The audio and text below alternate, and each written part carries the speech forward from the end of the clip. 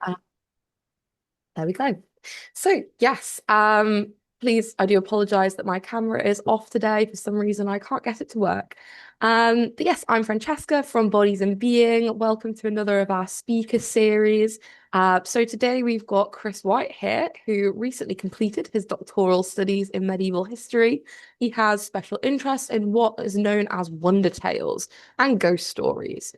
His research is primarily in investigating the symbolic meanings of these wonder tales to better understand their authors and their audiences.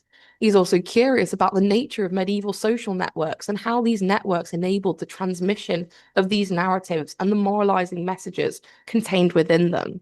And from the brief introduction I've heard from Chris today, I can say I'm very excited to hear his talk. And his camera does work, so that's the main thing today. So yes, I will hand over to Chris now to tell us all about black skin, black sin, understanding demonic blackness in medieval texts. Okay, I'm just going to share my screen now, which it should work. I always say, "Oh, hopefully this works," and it always does. Okay, here we go. Um, G'day, everybody. I'm Chris White, as you've just found out through the introduction, and I'm here to talk to you guys today about the use of blackness to represent sin, particularly in Orderic Vitalis's Historia Ecclesiastica, which is a 12th century text. Um, Before I begin, though, I would just like to acknowledge the traditional owners of the land that I'm coming to you from. These are the Turrbal and Yagara peoples, and to note that this paper was mostly developed at the University of Queensland, which to me, it's really interesting that the University of Queensland, it's located on this little bend in the Brisbane River. And we don't know exactly where, but there was an Indigenous learning and initiation site somewhere in that bend of the river, which means that the grounds of the university have been this sort of site for learning for millennia, which I just find fascinating. Um, so just to acknowledge the traditional owners of the land that I'm coming to you from. I would also just briefly up in the top corner there like to thank members of the Australian Early Medieval Association. I was just explaining to Francesca that I presented this paper as kind of an exploratory paper originally. It was at their conference, and I got some really interesting feedback that let me develop this paper in a different way and sort of bring in these new elements that I hadn't even considered before. So just wanted to do a bit of a shout out for them, I suppose. I would also like to point out that the study of pre-modern race and racism has been going on for a considerable amount of time now, since the middle of last century at least.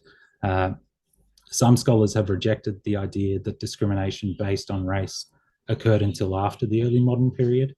Some object to using the term racism to describe any discrimination that did take place. And still others have released books about the invention of race, whether that's in the medieval period or in the classical period. But I do want to say that I'm not hugely interested in the historiographical debate. That's not what I'm going to be talking about today. Instead, I'm going to be presenting what I think is actually quite a simple argument, that there are a number of negative stereotypes that have been attached to people with black skin for millennia. These stereotypes are persistent and relatively unchanging and are still associated with blackness today. So I originally developed an interest in this sort of in the presentation of blackness in the medieval period by reading Orderic Vitalis's Historia Ecclesiastica. The Historia is quite highly regarded as a source into the Norman world in the 11th and 12th centuries. It deals not only with sort of the major events of the world that are happening during Orderic's life, but also with the minutiae of the lives of the monks at St. Evroul. There are some very local histories included and contemporary, personal insights into the movers and shakers of Orderic's time.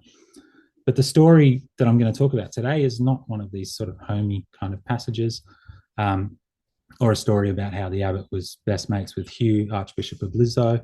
Instead, I'm going to be talking about the Mesne Hurlacini, which is traditionally called a wild hunt narrative. Firstly, I'll give a bit of a rundown of Ordric's story. The story details the travails of a priest by the name of Walchelin. Walchelin was returning late at night from a house call at the bedside of one of his very sick parishioners, when suddenly, in a place far from civilization, Walchelin hears the sound of a great army moving in the distance. And he weighs up fleeing or not, but then he is confronted by a giant, and the giant makes him watch a parade of the dead pass by. This tale of a ghostly host is divided into the estates of medieval society. There's a group of peasants, a group of knights and nobles, a group of clergymen, and a group of well-bred, although not well-behaved, ladies. As the dead progress past Walchelin in the night, they perform or reenact the sins that they committed while they were living. Alongside the former members of Orderic society is another group. It's a group made up of dwarves, demons, and the denizens of hell. And Orderic referred to two of these demons as Ethiopians. Now, this piqued my interest. I was confused by this attribution, truly, as has been, I think, every other scholar, that definitely all of them that I've come across who have analysed Orderic's Wild Hunt story. It's often called, this section, the demonic section, is often called uncanny or unassimilable to Christian ideology, or it's kind of ignored entirely. People are more interested in the estate satire part of Orderic's story. But I wanted to know why. Why did Orderic call these demons Ethiopians? The Ethiopianness of these demons is often attributed to the fact that this part of the parade is made up of unusual bodies. You've got a giant, you've got dwarfs, and Ethiopians. But that didn't really satisfy me. I wanted to know what Orderic was trying to say.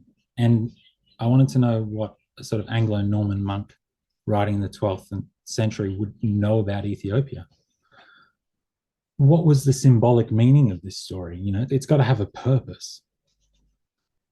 And it turns out that this was not something that had really been investigated. There wasn't a sort of easy answer for me to just chuck in my thesis and keep moving. Fortunately, I then got to a point where I could sort of turn around and have another look at this story. And I wanted to figure out why Orderic made these demons Ethiopian. And it turns out that blackness, especially Ethiopian blackness, has a really long, complex history as a symbol for Europeans. This history, it turns out, stretches into the classical past, from at least the time of the Homeric epics.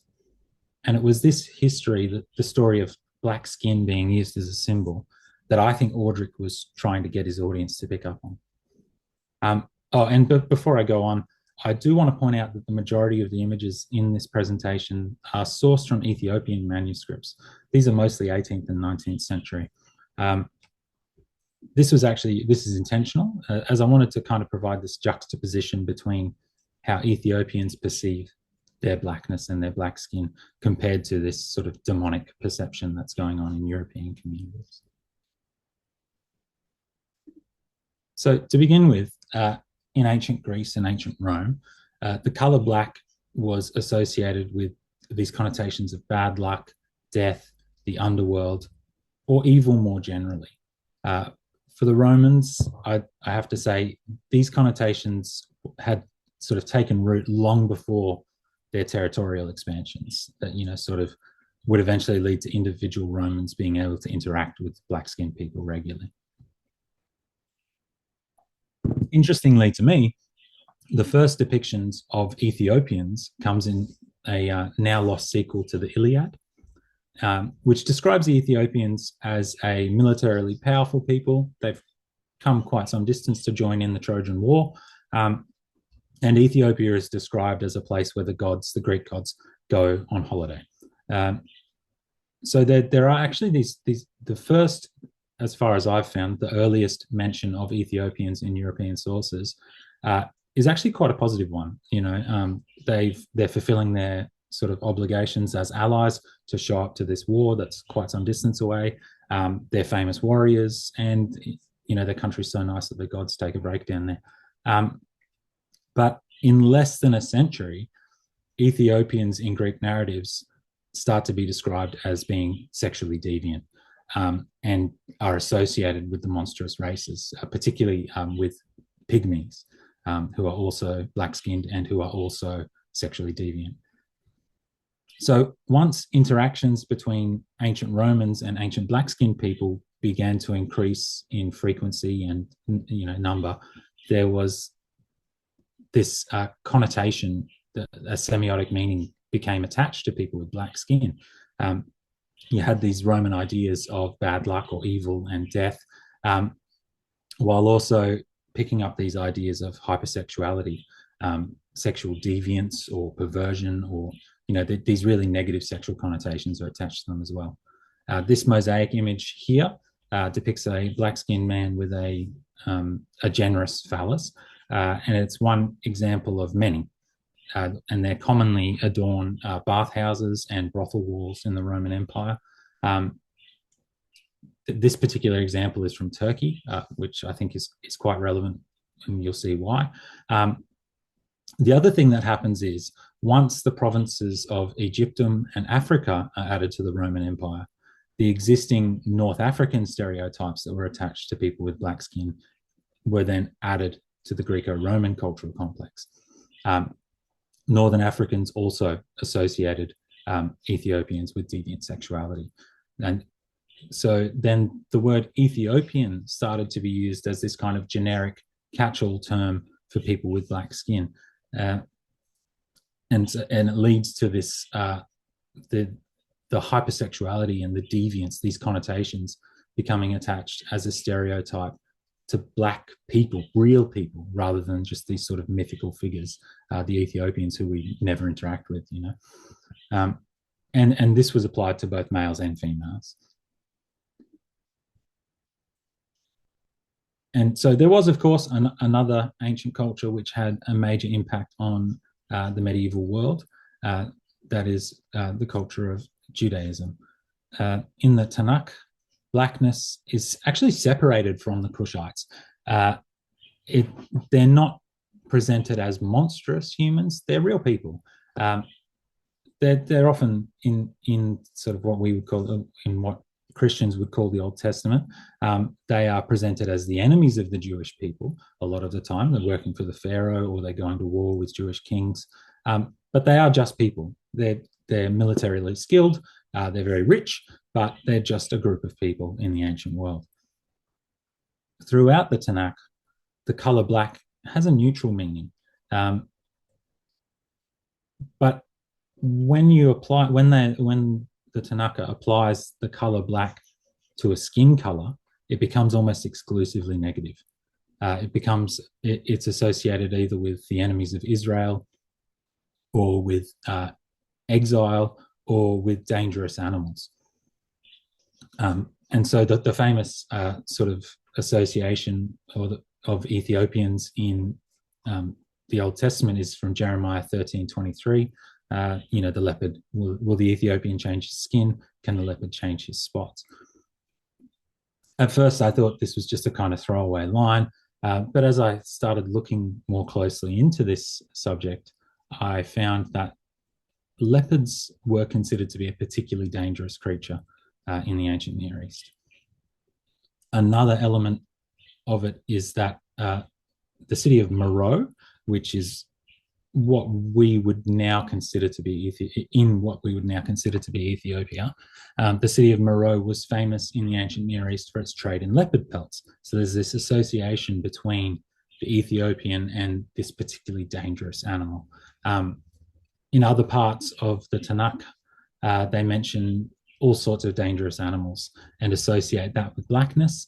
Some of the notable ones, there's dangerous reptiles, there's your leopard, there's ostriches of all things, dragons. Black skin in the Tanakh is often associated with the enemies of Israel, such as the Hittites, quite often mentioned alongside this blackness of skin, while also being blamed, for example, for Solomon's acceptance of polytheism, his Hittite and other sort of local foreign wives. So there's this association between the darkness of one's skin with this sort of anti what anti-normative behavior, I suppose. There are also two Talmudic texts that deal with black skin, and these are especially negative. They are about Noah's son Ham, and are used to explain why people have black skin. Basically, just to sum up the stories, they're both pretty similar. Ham intervenes in a sexual way. In one version, it's that he stops Noah from having sex with his wife on the ark. In the other version, it's that he castrates his father. So he is performing this inappropriate sort of sexual behavior. And so the punishment for that is for him to have black skin. So I find that very interesting in that we've got these sort of Greco-Roman perceptions of blackness as being strictly related to sexual misconduct, and then it's popping up in these sort of late antique texts from Jewish communities as well. Now, there are, of course, exceptions. Perhaps the most famous of these exceptions is the story of Bathsheba. Here she is shown as a white woman in a 15th century manuscript. Bathsheba is best known for the phrase, "I am black and beautiful," although the Vulgate version of the Bible gives "I am black but beautiful," which is interesting in itself. In a quick throwback to blackness being associated with the Hittites, Bathsheba's husband, Uriah, is a Hittite. Both Bathsheba and Uriah are the victims of King David's inappropriate sexual desires. Uriah is killed so that David can lay with Bathsheba. Well, so that David can excuse his laying with Bathsheba. Another exception is Moses' first wife, Zipporah the Ethiopian. Now, Josephus, Flavius, writing in the 1st century, suggests that Moses had a different Cushite wife, Tharbus. And Josephus also wrote a number of apocryphal stories about Moses, and particularly Moses in Ethiopia, which is what I'm talking about. These involve not only sexual misconduct, but also positions Ethiopians alongside dangerous animals and magic users, which is another sort of frequent aspersion cast at them later in history. While Zipporah is often seen in a positive light, Miriam, so Moses' sister, and Aaron, his brother, the prophet Aaron, both spoke out against her because she was Ethiopian. So that, I think, reveals something quite interesting about how the difference was perceived. Some scholars have kind of argued that it was more about how do you phrase that? I suppose a modern term would be miscegenation. So Moses should be having children with a Jewish woman rather than with an Ethiopian. But it's still, there's this existence of a suggestion of inappropriateness between Moses and Zipporah. Another interesting thing about Zipporah is that in early medieval texts, they often elide the fact that she's Ethiopian, instead referring to her as African. Now, to us, the word African sort of refers to the continent, and it's very easy for us to consider someone who's African to be a person with black skin. But in early medieval Europe, the word African was traditionally associated with the Roman province of Africa, which is sort of, I suppose, what we would now call kind of Libya and those sort of areas. So the people living there did not have the same black skin as an Ethiopian would. And so there, again, there's this sort of hint that something is wrong with Moses' marriage to Zipporah.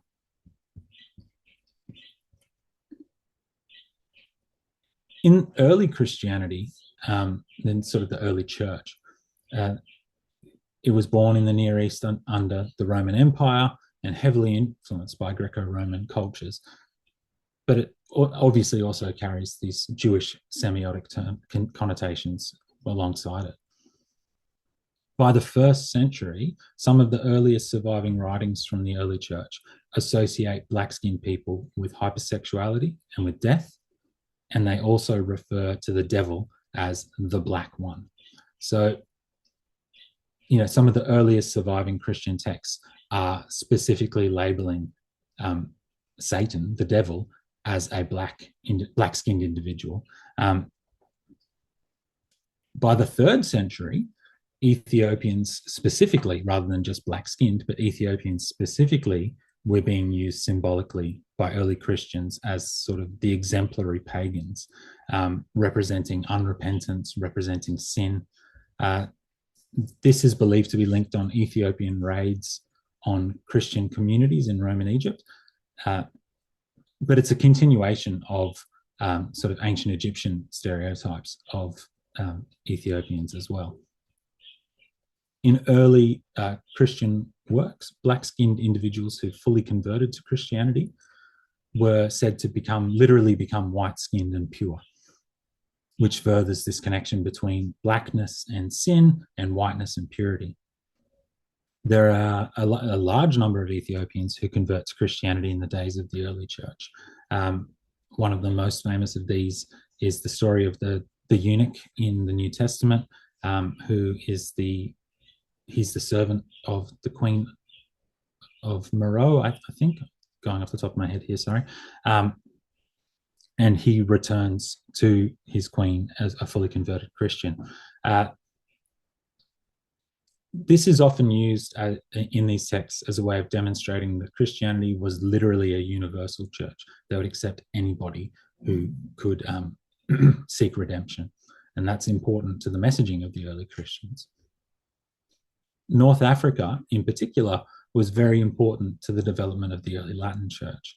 And so the way that North African people conceptualized blackness and their insistence on separating themselves from darker-skinned Africans contributed to this understanding where blackness became intractably linked with diabolism and evil.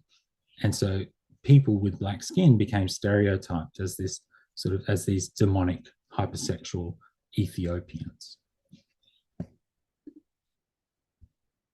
By the time of the Desert Fathers, black-skinned demons were often deployed as depictions of sexual temptation for anchorite monks.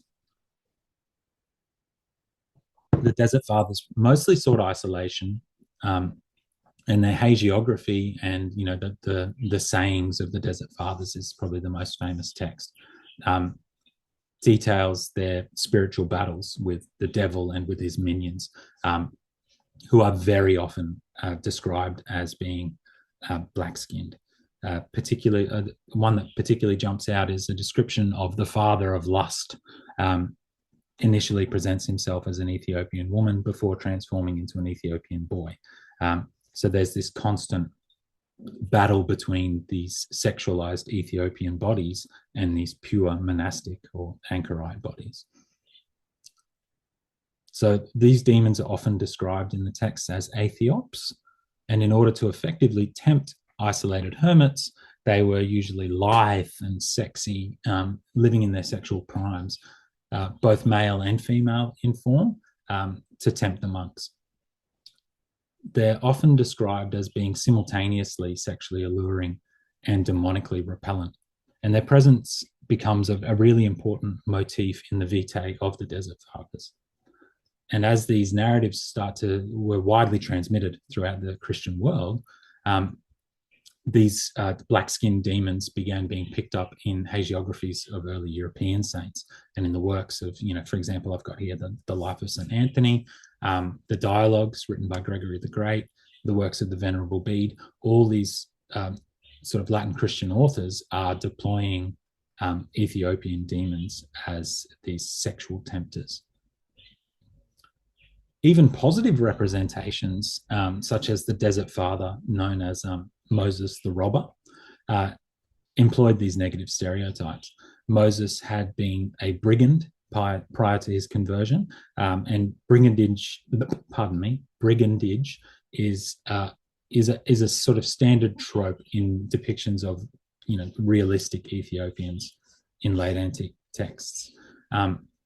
So Moses had been a brigand prior to his conversion, and following it, he himself is tempted by Ethiopian demons.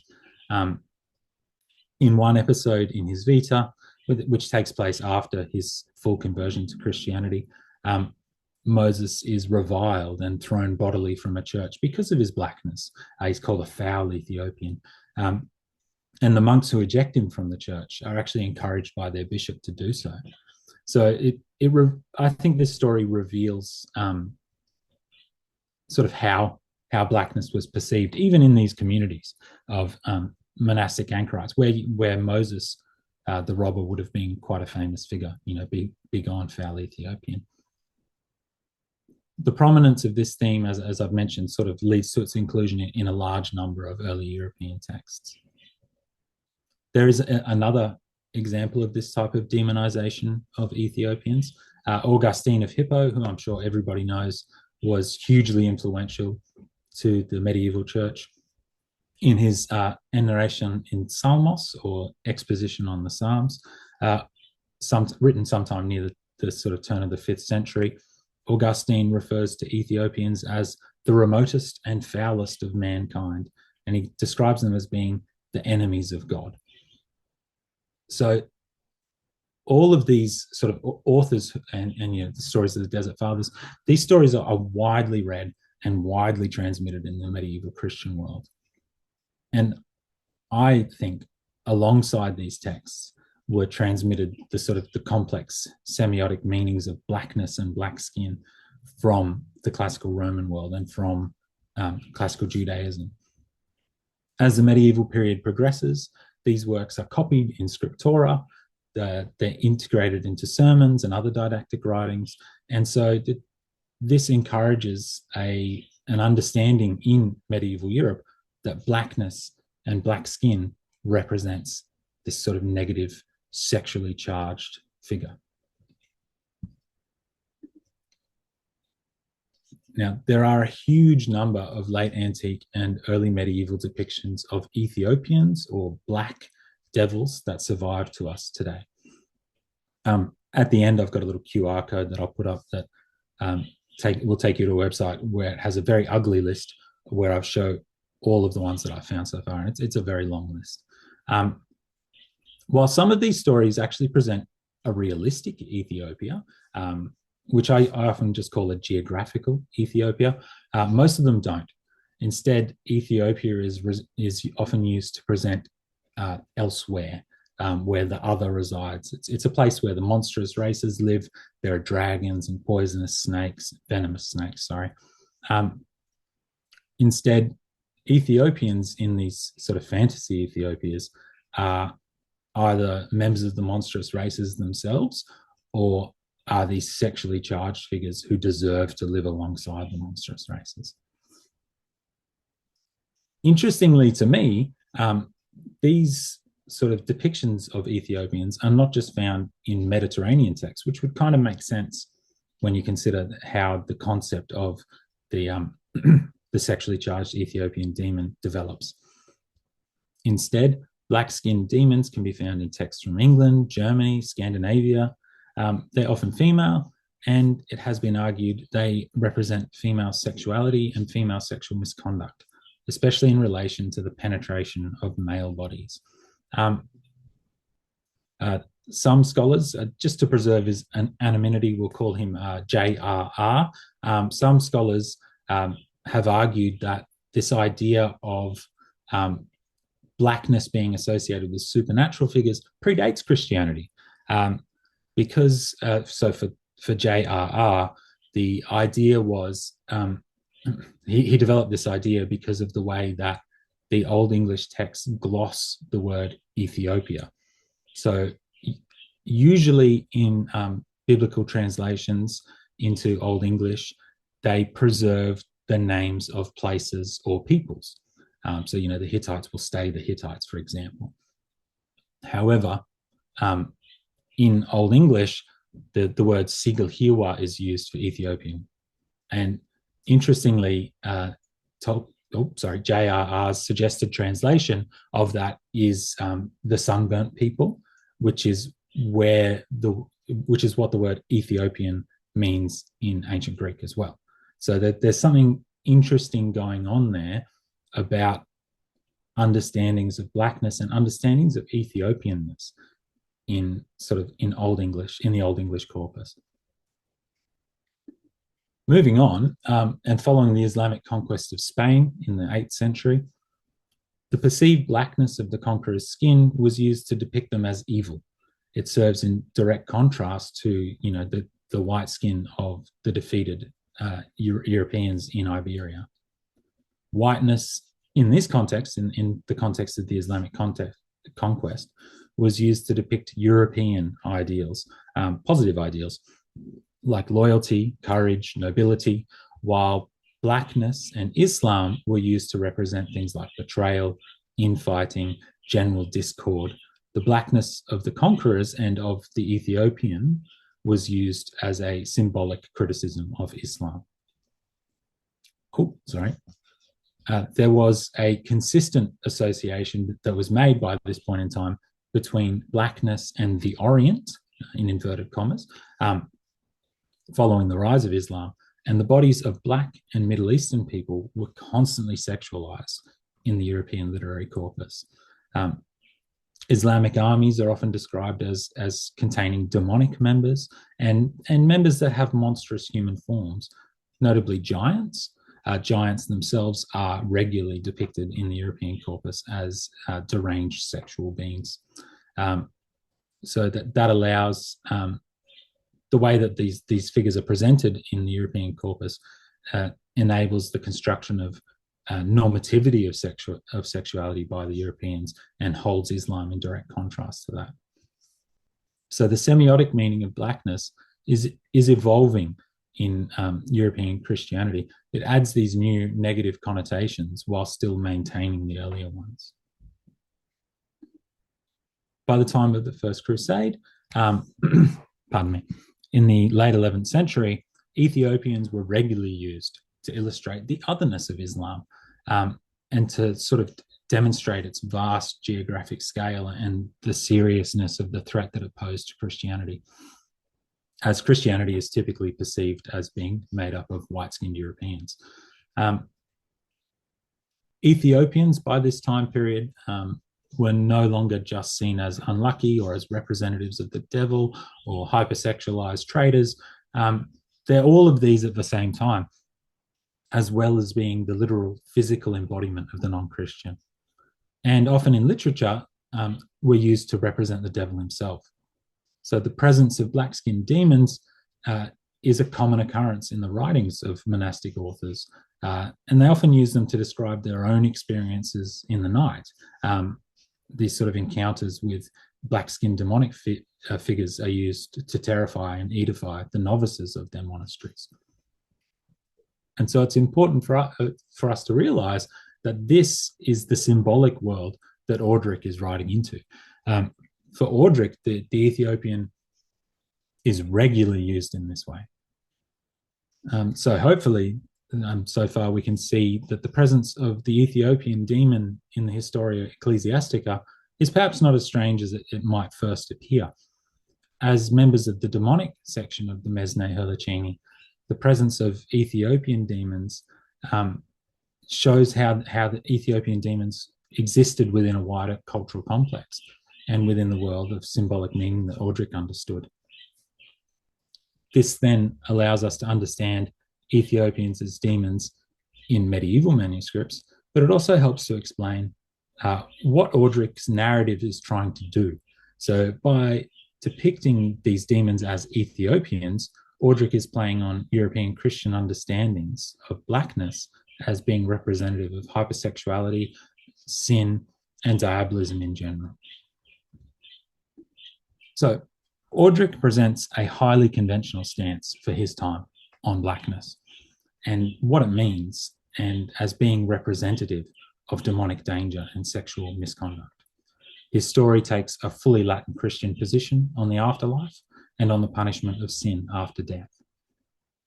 The presence of Ethiopians here is not inexplicable, but it's the culmination of more than 2 millennia of cultural meaning being assigned to black skin.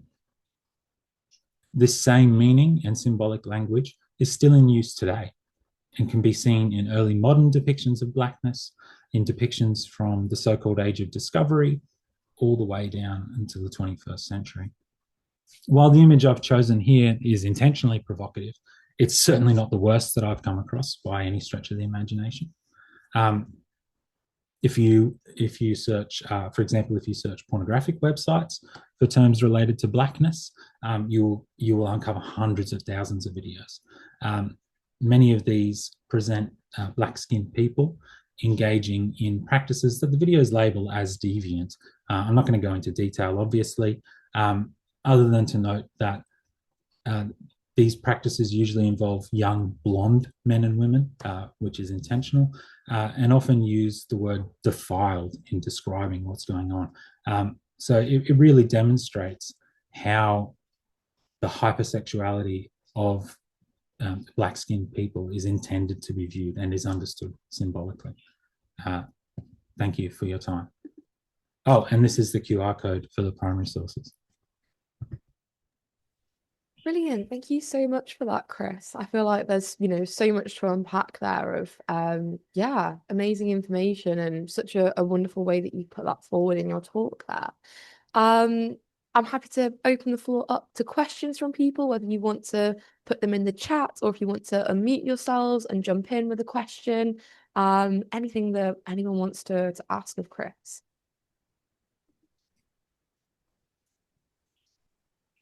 Okay, well, I've got one straight off the bat.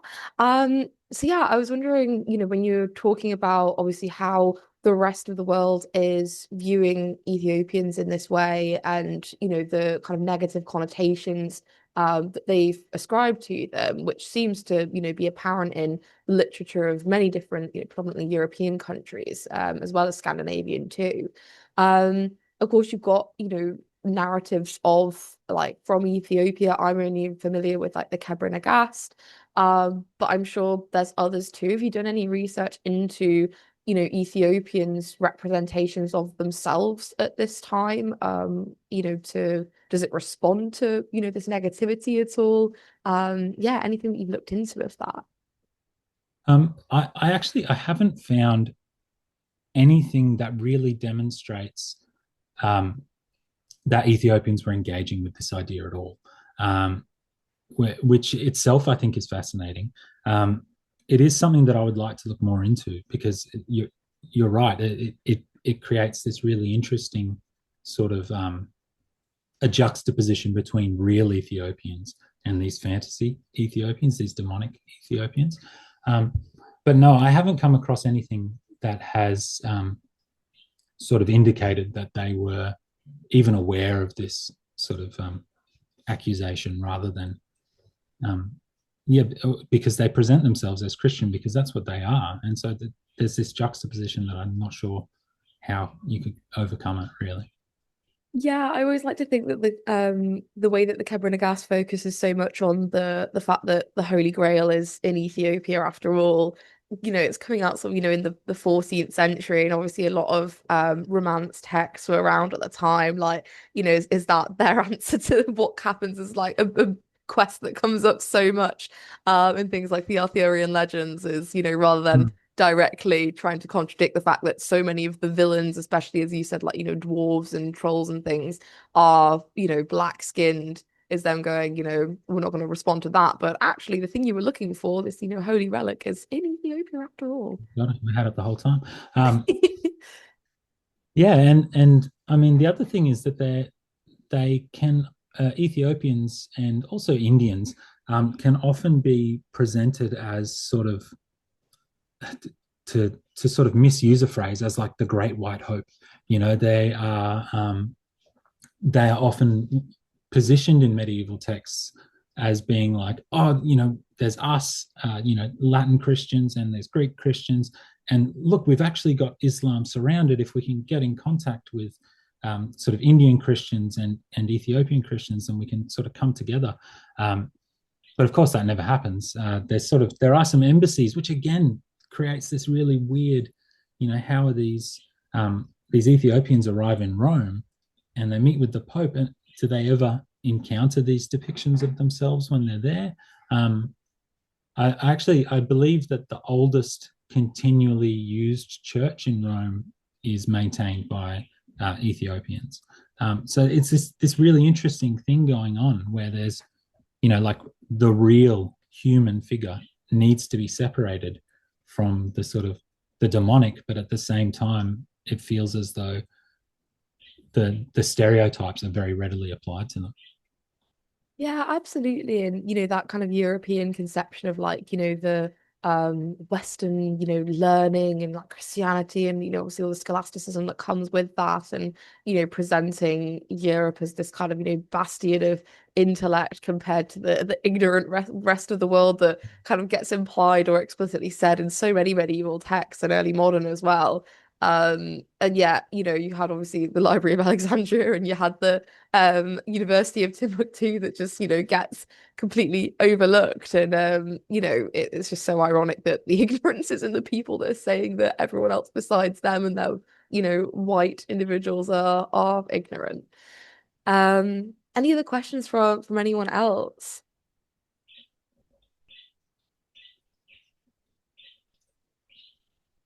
Cool. I'm going to keep hogging the question time then. Yeah, so I was wondering, of all the texts that you've kind of picked out and talked about today, such like a varied corpus and, so interested in the kind of consistency of this, discrimination.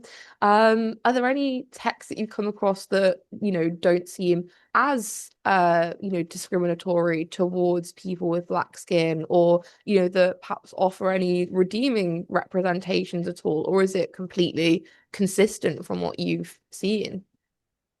Oh, there are definitely some sort of texts that are positive, and so Phoenix has a question which I'll get to in a moment.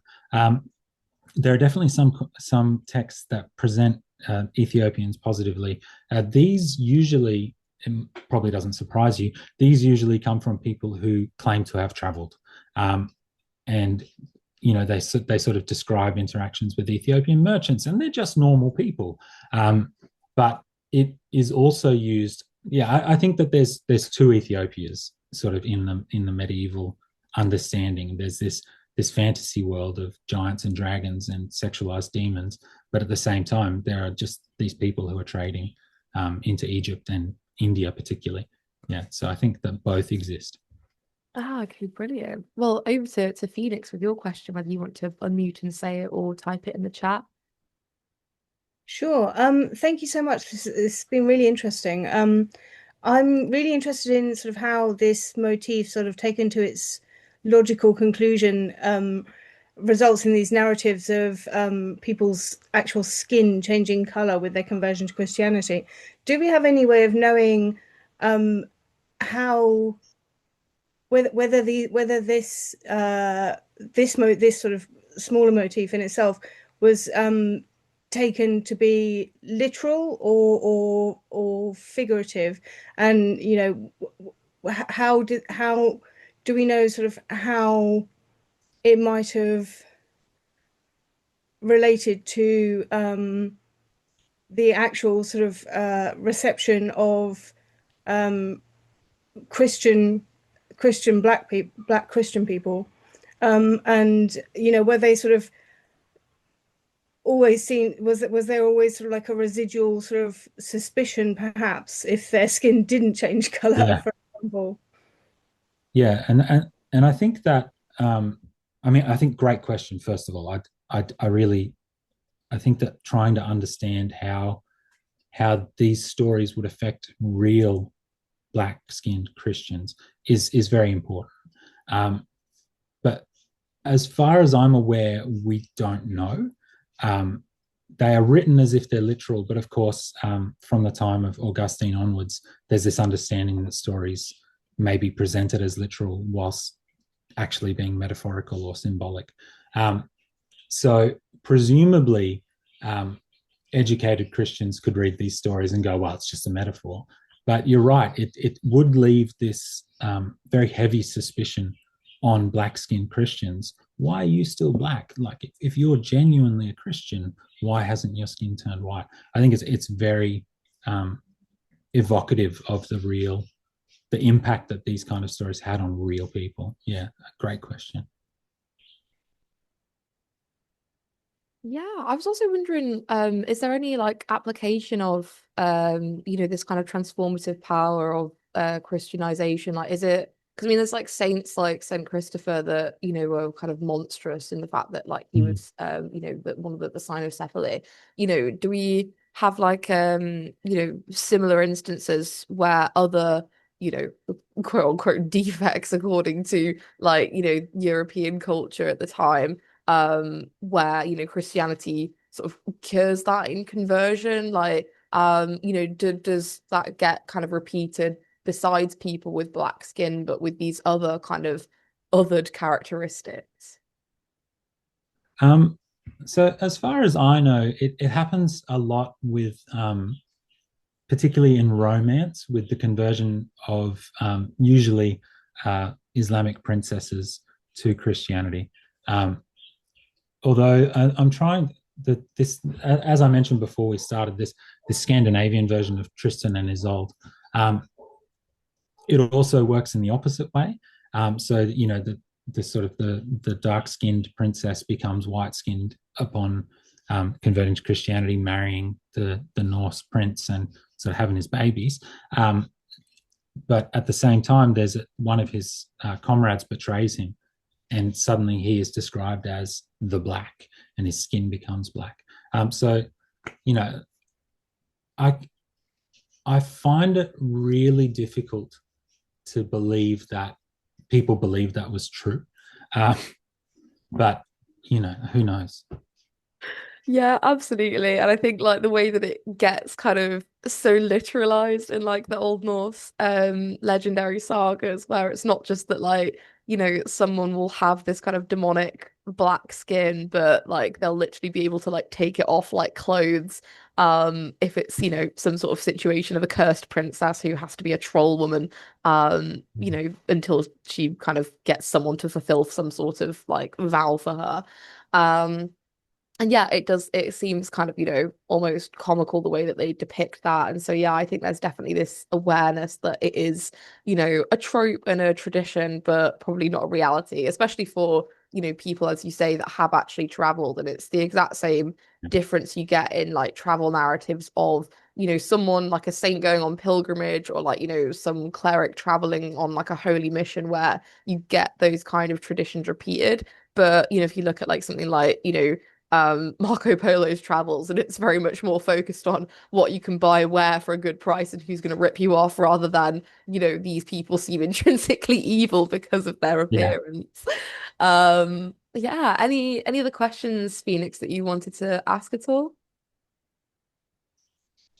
Not that I can think of at the moment, but thank you so much. It's been very informative. Brilliant. Thank you for coming. Okay. Well, we've pretty much reached our time today, so happy to draw to a close now. But just really want to thank you, Chris, for your insights today. It's been such an interesting talk, and I think it's going to make me pay more attention to examples of this in the literature that I study, and certainly evoke some brilliant ideas there. So thank you so much, and thank you, Phoenix, for attending. And I think we lost our other attendee there. Mm, But yes, this okay. will be Yeah. available after our meeting today on our website, should anyone want to watch it again at all. But yeah, thank you very Okay. much, Chris. No, thank you for having me. Thank you. Brilliant. Bye, guys.